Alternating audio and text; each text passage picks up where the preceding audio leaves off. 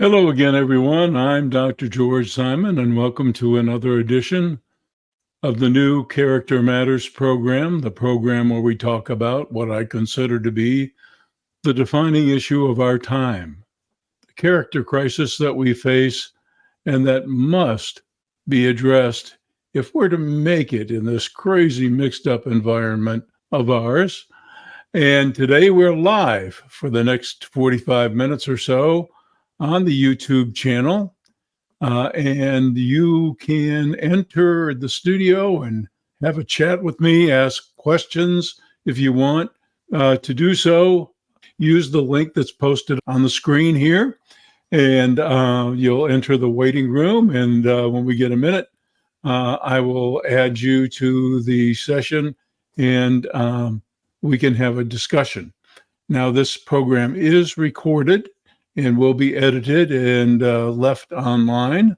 So if you don't want to be seen, I can hide the image. I can turn off your camera and you can just chat that way, or you can enter the chat. I see some folks have already done so.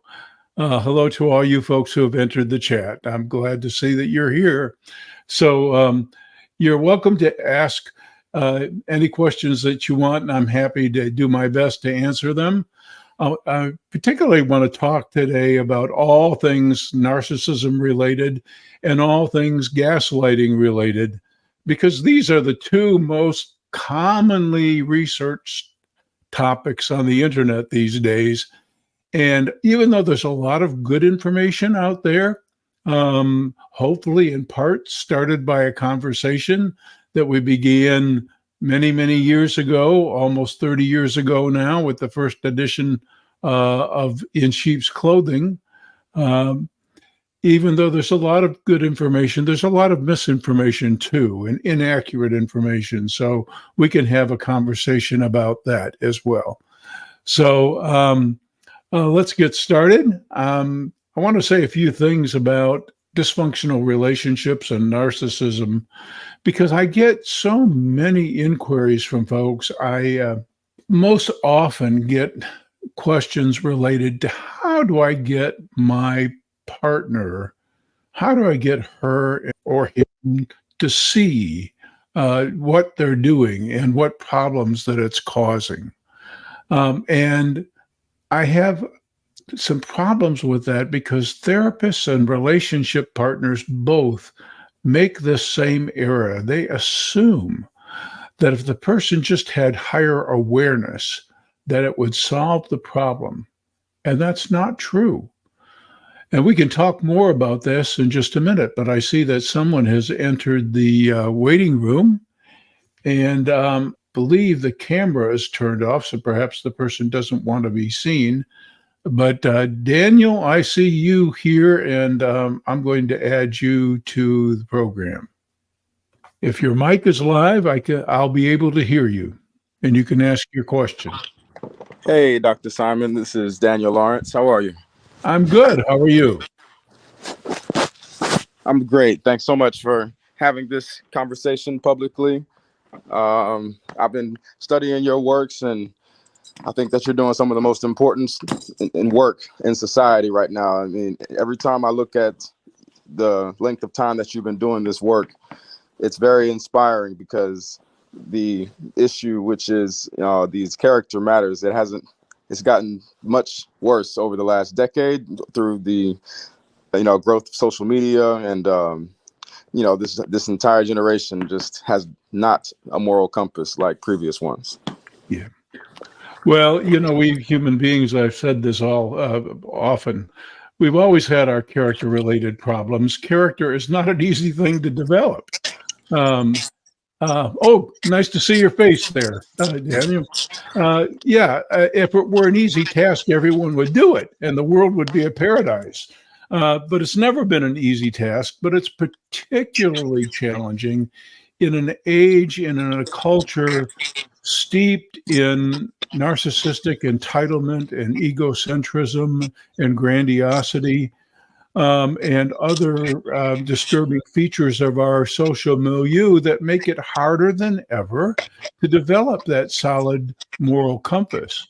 Not only that, It's not only a matter of having the moral compass, it's a matter of internalizing it, taking it in, making it a part of who you are, so that as you walk this walk that we all have to walk, you walk it with the best level of integrity that you have, with the best that you can do to make of yourself a decent person and bring good things, bring genuine love to relationships. So it's a harder task than it's ever been, but I have hope. I think that folks are finally starting to realize that we can't keep doing this anymore, and it's actually become quite silly. There's a time at which uh, childish behavior becomes almost ludicrous. you know, Absolutely. and you just kind of get tired of it. And I think we're getting to that point. At least I hope we are. Do you have a question for me? Yes, Dr. Simon, I do. So I'm 36 years old, so I'm considered, kind of middle age, but I'm still young. But there's a lot of conversation for my generation about the climate of dating and, the roles and responsibilities for man and woman. And, there's a lot, there's a lot of misinformation, a lot of very heightened, there's a lot of zeal out there for different perspectives. But I think my question to you is how, where it does the balance of power lie in the dynamics between the leadership of a man and the character responsibility that both genders um, are responsible for? Because, in a healthy dynamic, obviously, the strong leadership of a man naturally inspires a good woman's um, uh, choice to remain in a relationship. But, you know, we're still in that generation where there's a lot of narcissistic entitlement for, Yeah. Women and pretty women, privileged women, regardless on the level of character that's displayed by a man. Yeah. It's sometimes it's even the very point of rebellion, as far as the more character strength and leadership qualities that a man shows, the more unruly she behaves. And Okay, so, I think I'm getting just a little bit of a flavor here for your question. So let me couch it this way, if you will. mhm, Um, all of us human beings are at our core both animals and something much more. Um, Coming to know ourselves deeply, coming to know all that's in us, all the good, the bad, and the ugly, so to speak. Discovering who we are is really the first step in trying to navigate any healthy relationship. I think many men come to the table, come to life's enterprise with certain characteristics that are kind of built into the DNA. That's part of it. Culture also helps shape attitudes and ways of being. So we have the influence of our formative years, we have the influence of culture, and we have what's built into our architecture, our DNA. We have all of that. But none of that, even all together, is either who we are or who we can be. And discerning just what this task of loving is all about is also what character is all about. So let's just say that we have within us a strong desire to lead, to be the leader within a system, whether it's a family system or at work or in other enterprise. How we go about that process, how we own that desire, how mindfully and with principle we exercise that desire, how genuinely loving and caring and accommodating we are, how much we appreciate what others bring to the table. One of the things that I have found in working with couples is that all too often there's because of maybe past wounding and maybe some cultural variables too. There's not between men and women. There's not a whole lot of appreciation about the unique beauty that each brings to a relationship. Yeah. And we waste an awful lot of time, I think, sometimes trying to get the other person to see what we consider to be important. Yeah. And this may sound trite, Daniel. This may sound trite, but the number one rule is get this loving thing right. Put all your energy into that. And I promise you, everything else eventually becomes clear. Mm-hmm. But get that loving thing right. It's what we're here for. It's what we're here for. This is temporary.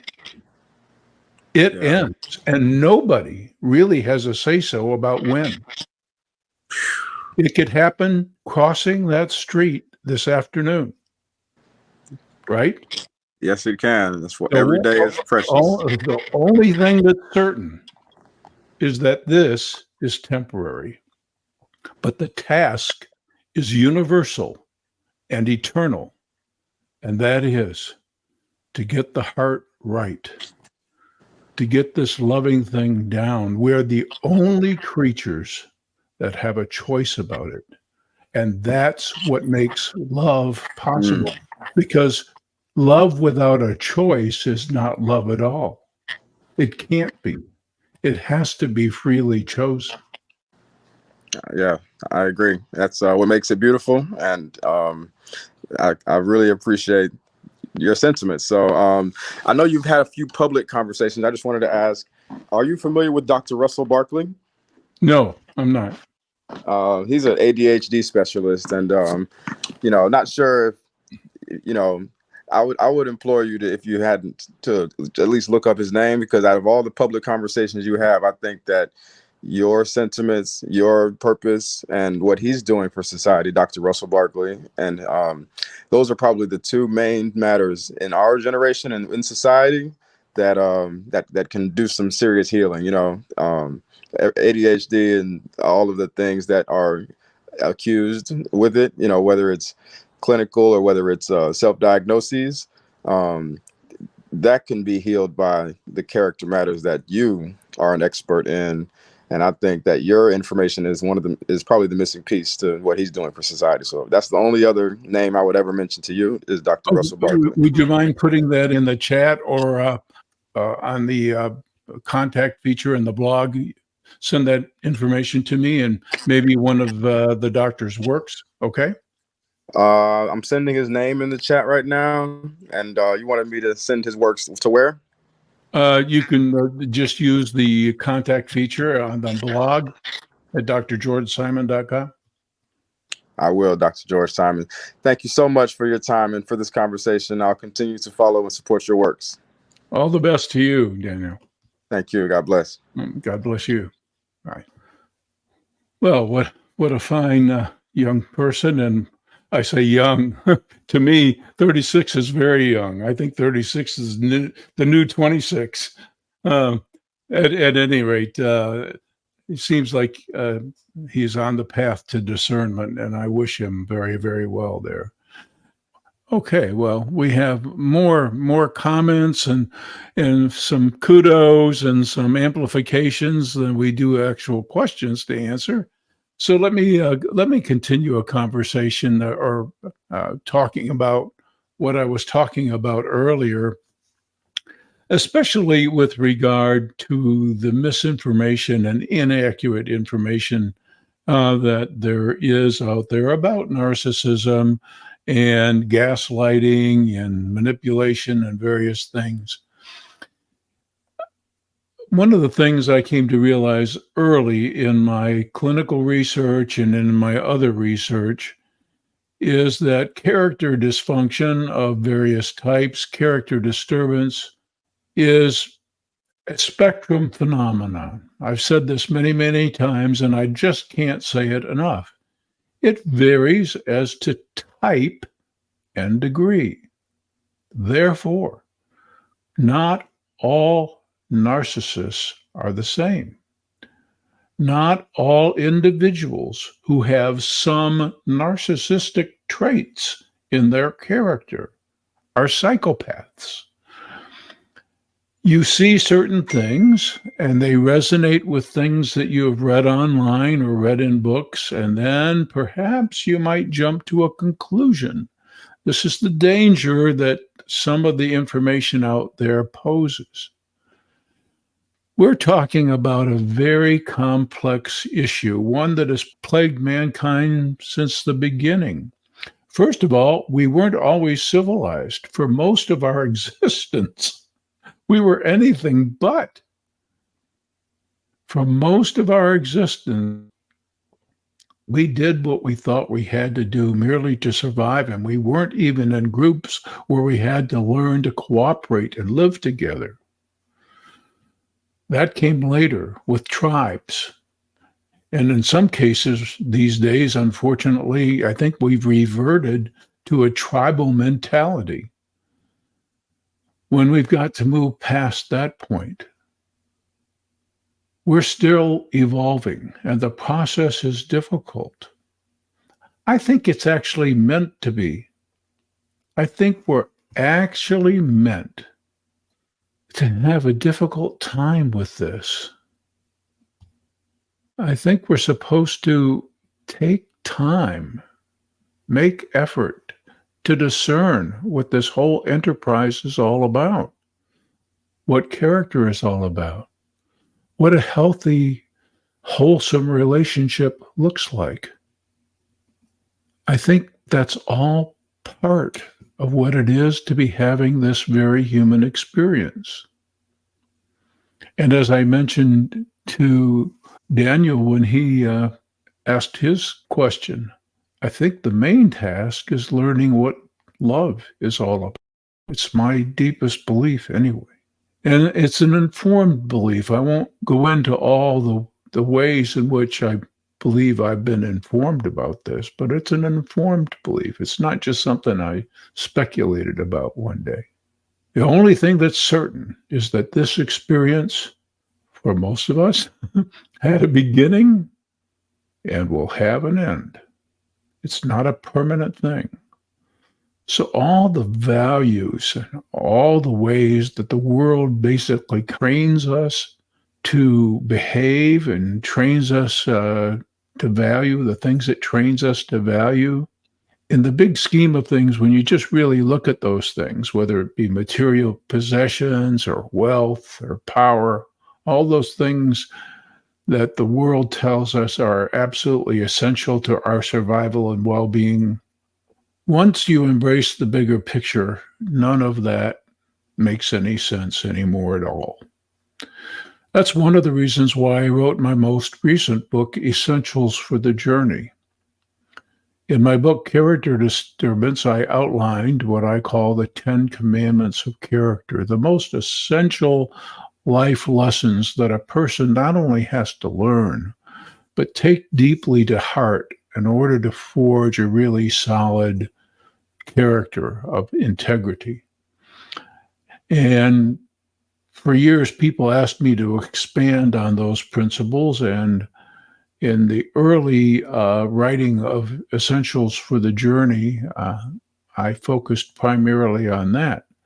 But what I really wanted to do in Essentials for the Journey is help awaken as many folks to this wonder that we call life and its real purpose and our true destiny, and how we might go about getting where we're destined to go, and in the process, make this world a better place. It's the process that counts. One less character disturbed person in the world makes the world a better place automatically. And just as insidiously, just as incrementally, our world became like it is, whereas more, and I've said this many times, as more and more character deficient people populated the society, various institutions, norms, expectations, etc., became horribly corrupted. And as all those things fell apart, more and more character disturbed people emerged. And the more character disturbed people, the more things fell apart. The more things fell apart, more character disturbed people. A vicious cycle, but it happened one at a time, slowly, incrementally, so that now we barely recognize the world from, say, just 30 or 40 years ago.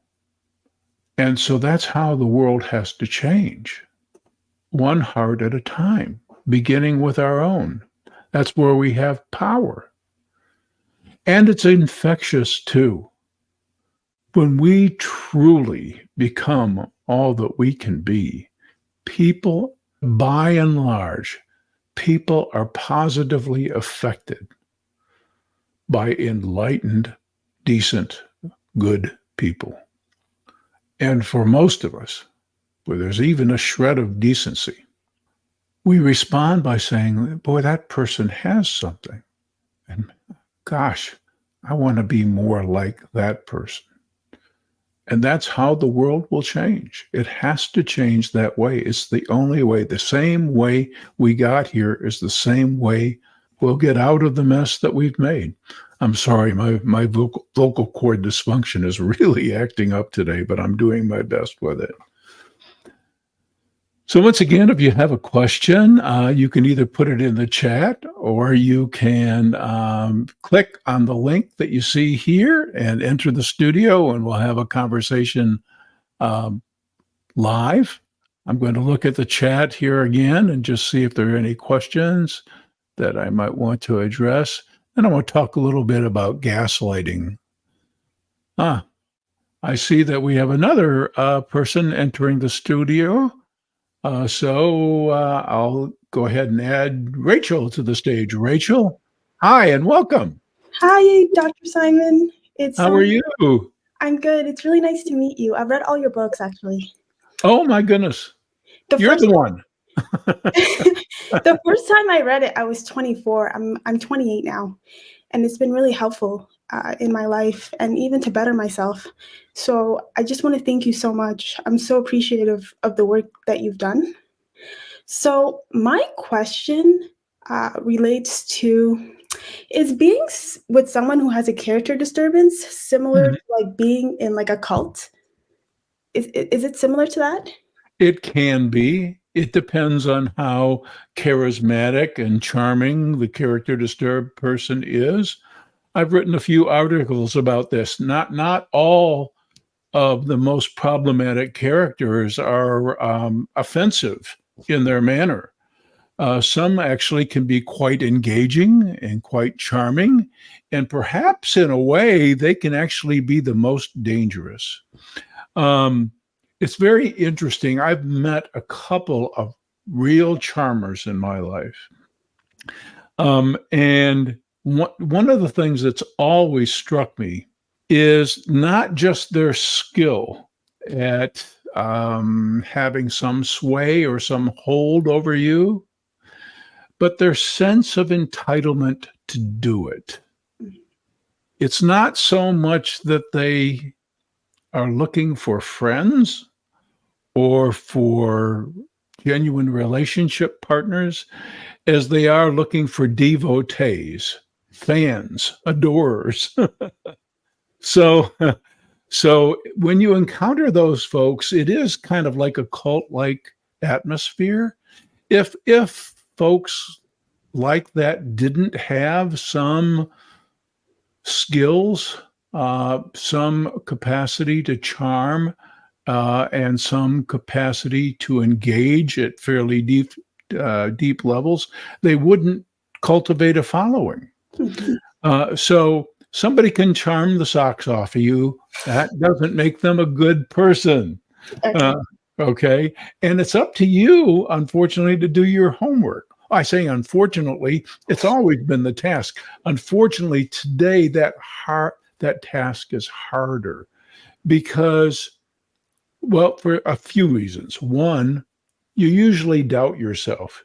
If you yourself are kind of a benign character, you have wholesomeness in your character, you like to give people the benefit of the doubt, you're generally accepting, etc., generous, you're not going to scrutinize perhaps as deeply as you need to these days, and it won't become apparent to you who somebody really is or what their defects of character are until some ways on in the relationship, long after you've been charmed off your feet. Well, thank you so much for all the work you do. And I do read your articles, by the way. Oh, thank you so much. Okay. Yeah. Take care. Thank you. You too. Bye-bye. Oh, I see so many people have entered the conversation, and some of them from overseas and various places around the world. My love goes out to all of you. Thank you so much. I've made so many wonderful connections over the years, and it's just so heartwarming.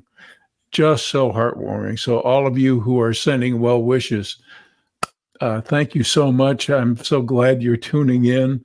Let me say a few words about gaslighting while I have time. When I was inspired to write my first book, it was about 32 or 34 years ago that I started doing the research.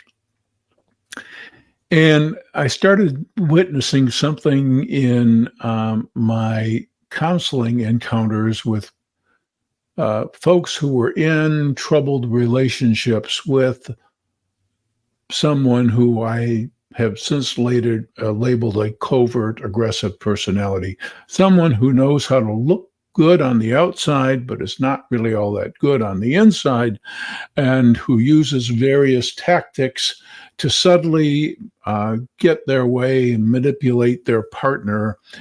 And these folks were universally describing to me this syndrome that we didn't have a commonly accepted name for back then. Some folks who were not that well known and had not written best-selling books may have been using the term, but it was not commonly accepted. But the syndrome was the same. The syndrome was that the person felt crazy because their gut kept telling them that there's something not right with their relationship partner. They would call them out on a behavior that was clearly inappropriate, and yet that person would respond in a way, say some things, do some things that made them feel like the bad person or the crazy one. This crazy-making behavior I described in the opening paragraphs of my book In Sheep's Clothing about 4 or 5 years later when it was first published.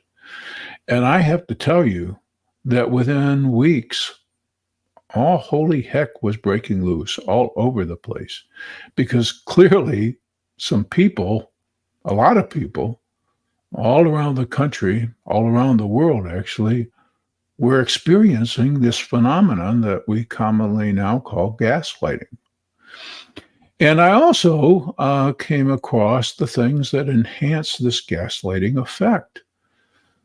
Like when somebody is making that excuse, that lame excuse for a problem behavior, but doing it with apparent conviction, with intensity, when they're placing the blame on you or something that they did that actually victimized you, but making you out to be the no good person and them themselves out to be the victim, reversing the whole roles and trying to get you to buy that, but doing so with apparent conviction and intensity, basically saying to you, no, no, no, you think that is reality, but this is reality. This is the truth, knowing full well that they're misrepresenting things. This creates the effect that we call gaslighting. The intent is to instill doubt, and the intent is also to get you to eventually back down so that they win, so that they get what they want, so that you concede, so that you throw in the towel. It's really as simple as that. I see we have someone else who's entered the waiting room, so I'll go ahead and welcome. Is it Jamie? Yes. Hi, Jamie. Welcome. Hi. Oh my gosh. I'm a huge fan of yours, and your books helped me get through a very difficult time with my former spouse. And I was even recommending your book last night in a meeting that I was in. I don't know if you saw any of the comments I put into the chat. Well, thank you. I appreciate that. I get comments from AA groups, from Al-Anon groups, from recovery groups of various types, CODA groups, etc., saying that my books are in the library. They're recommended by folks. So I appreciate that. Oh, my pleasure. It helps so many people. I have, I don't know exactly how to ask this question. It's a very big situation that came to my door. Local, it hits the local food system. And there's one individual who had somewhat taken over a nonprofit in my town, and has another, and she is now infiltrating things. There's been federal dollars that have been dispersed from the state to for BIPOC farmers that has been disappeared. Mm-hmm. State has let go of this contract, and she has applied for a number of other grants and is now starting to go outside of the state. So I've got local representatives who's now contacting state representatives and wondering, how to help, how to help stop this from going. So I'm working with other people. I had a 2.5-hour meeting with a number of them last night, but how to help those who have been feel so betrayed and are about ready in some cases to lose their farm. And it's not yet hit the news, but I'm trying to do that because it's injured so many farmers in the entire southern part of my state. So it's a very big thing. And she was very verbally aggressive towards me. But having dealt with this before and utilized your book In Sheep's Clothing, I've been recommending this, but not sure as the point person who's trying to protect their identities because of legal action forthcoming and just to protect them, what more I can do. Oh boy. It's really hard to give specific advice, but it seems like you're already on a right path. You're trying to conscientiously help who needs to be helped without doing further injury or without doing something that might jeopardize justice. And all I can say is keep on that track. Now, here's the most important thing, and this sometimes seems trite, but I emphasize this in my book In Sheep's Clothing. In order to get stronger, in order to get more resolute, and in order to have proper behaviors become more automatic so that you move on to the next step or the next stage of your character growth, We all need reinforcement, and nobody's going to do it for us when we're adults. We're not going to have somebody behind us saying, "You go, girl," usually, So we have to do that for ourselves. And I know it seems trite, but when you know that whatever you're doing is the truly loving thing to do, that it's not self-serving, that there's no intent to injure, and that you're doing the very best you can to do the most good, you're the one that must recognize that and reinforce that. And when you're in tune with that, when you're in tune with that inner voice, and that inner voice is recognizing and affirming the steps, the next step automatically becomes clear. I'm not sure exactly how that happens or why that happens. We could get into a very, very deep spiritual discussion about that. Mm-hmm. But I promise you that when you're in touch with that something bigger that's guiding you along, the way opens up. Okay.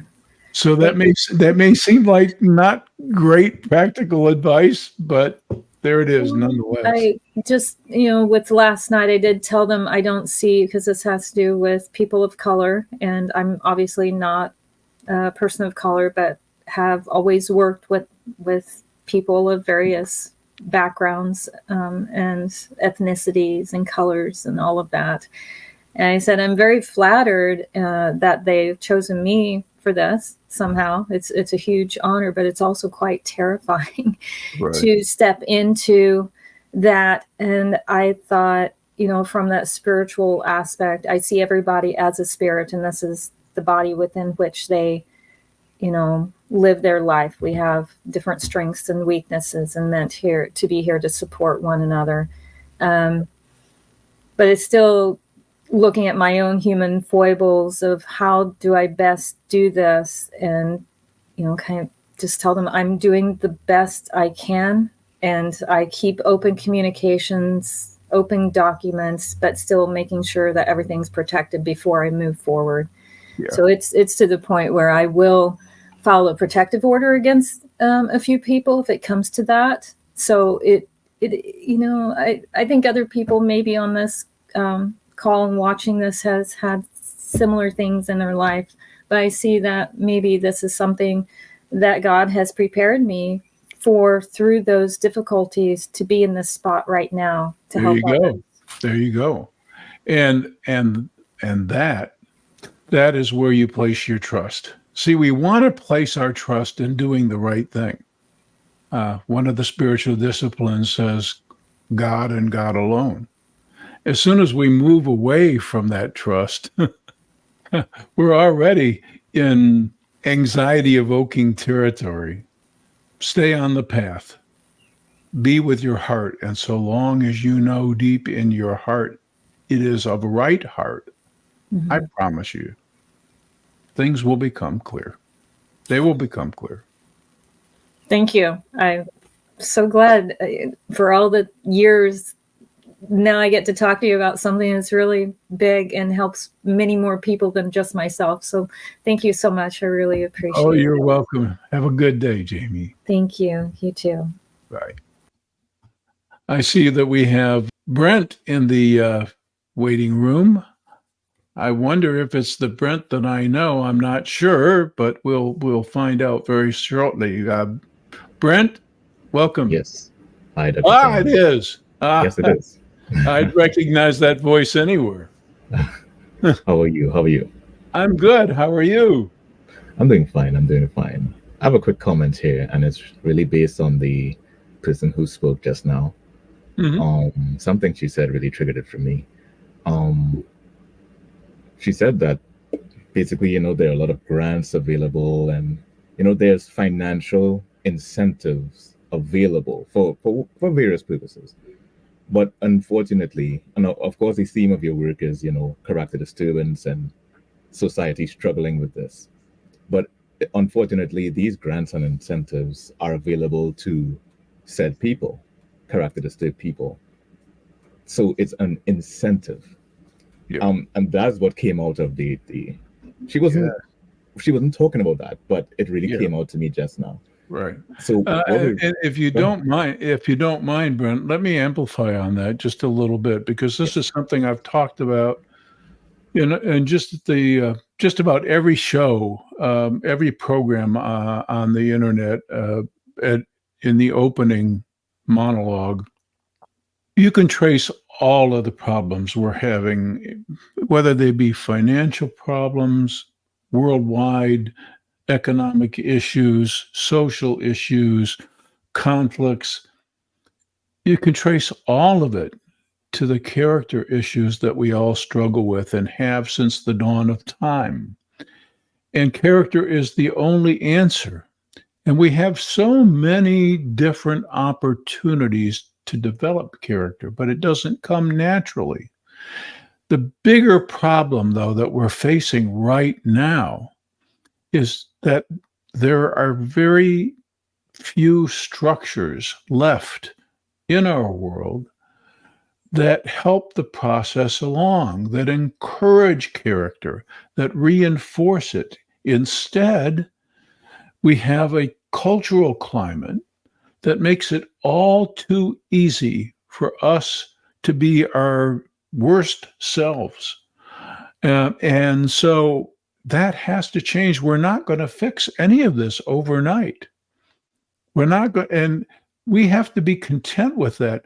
One thing I wanted to say to Jamie earlier is that when we do the loving thing, when we know in our heart that we have done what we can, we're not in charge of the outcome.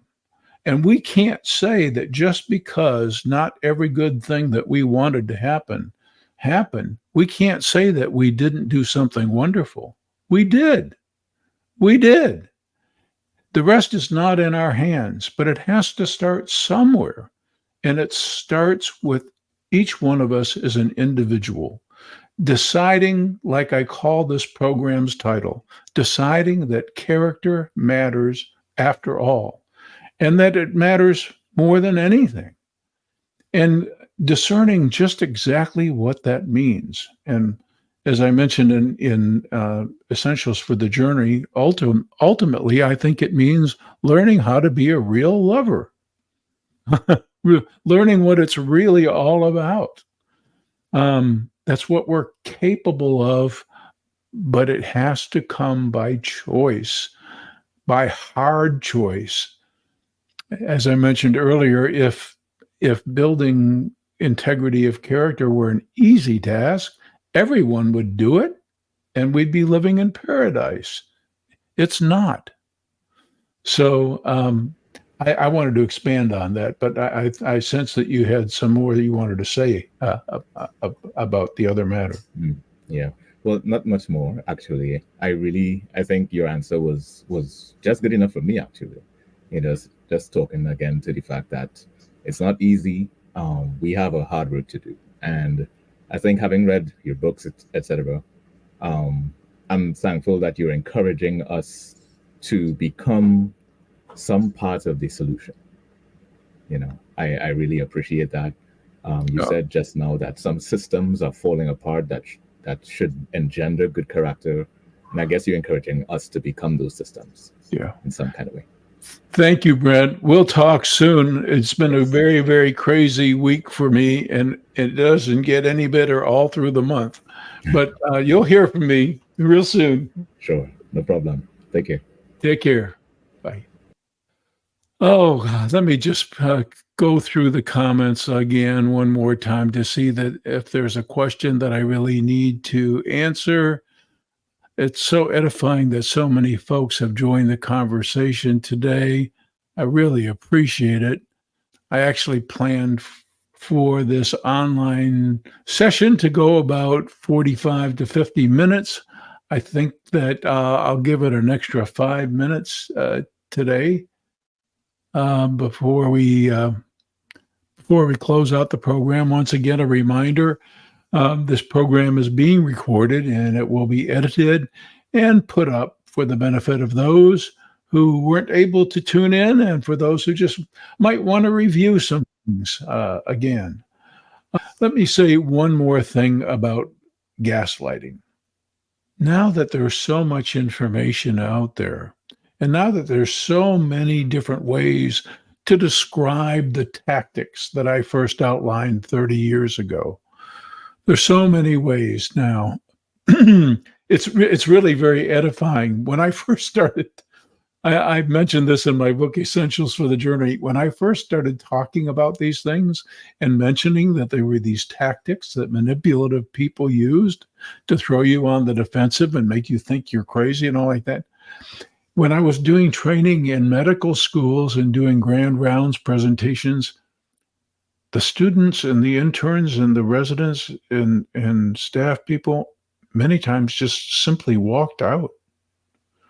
They thought what I was presenting was crazy and not just inaccurate, but horribly destructive. None of this was well received at all. But slowly, over time, somehow, I became an enlightened person instead of a crackpot in the eyes of people that I was addressing. The time has to be right. The time has to be right for the message to be heard, but you also have to be, when you know that something has been given you, something that can help heal and grow, you have an obligation to remain faithful to it no matter what the response is. And that's the same with gaslighting. When you know in your heart that something is true, then you just can't allow yourself to be swayed by the response you get or what the person might try in response to get you to give up your belief. You just can't dishonor the truth, not maintain any sense of character.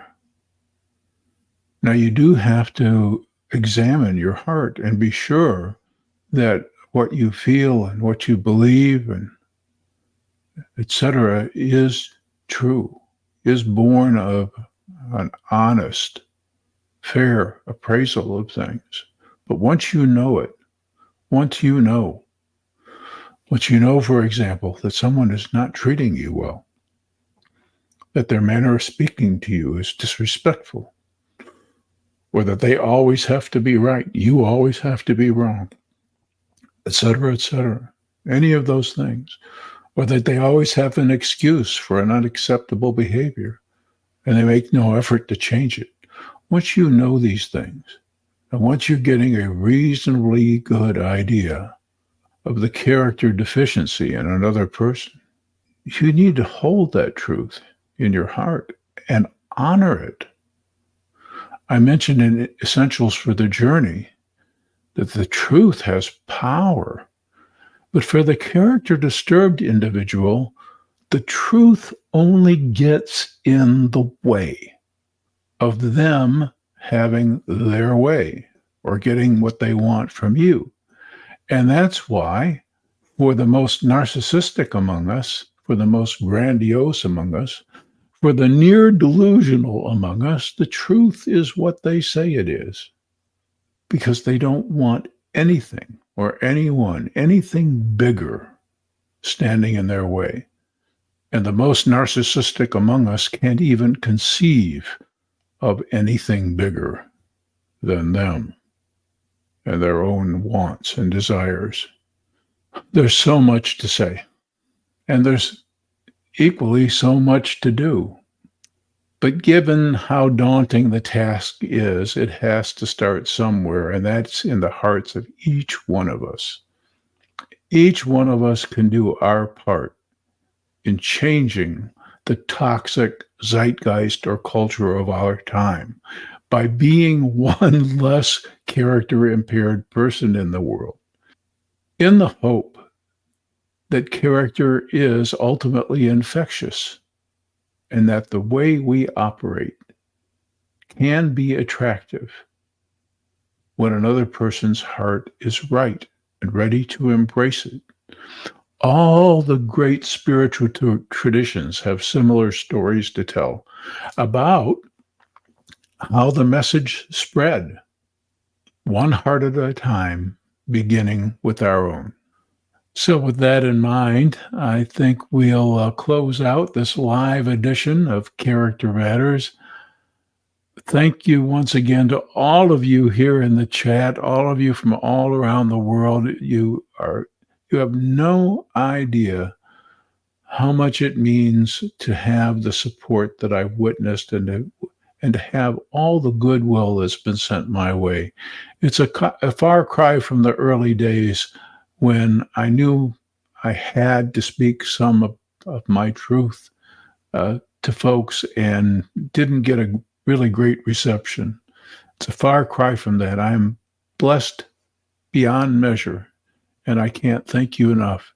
And it is my privilege and my honor to bring what has been given to me to you. It was given to me first, and how I honor the giver is to give what I can to you. So thanks for tuning in. Until next time, I'm Dr. George Simon. Take care.